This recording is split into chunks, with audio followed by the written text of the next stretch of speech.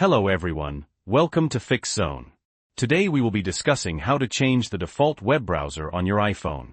If you're tired of Safari automatically opening every time you click a link, this video is for you.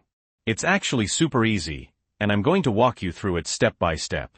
Before we get started, if you find this video helpful, please give it a thumbs up and subscribe to the channel for more iPhone tips and tricks.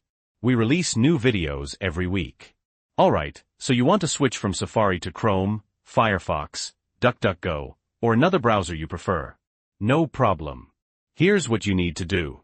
First, make sure you have the browser you want to use already downloaded and installed on your iPhone.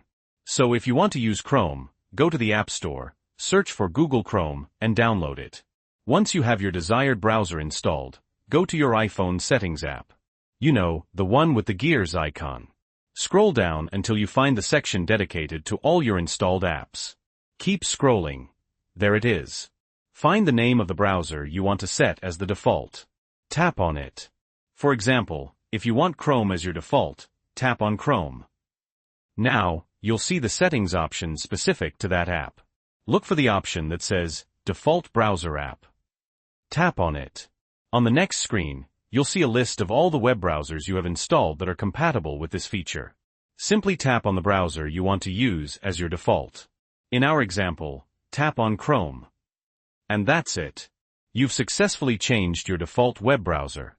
Now when you click on a link in an email, text message, or any other app, it will automatically open in the browser you just selected.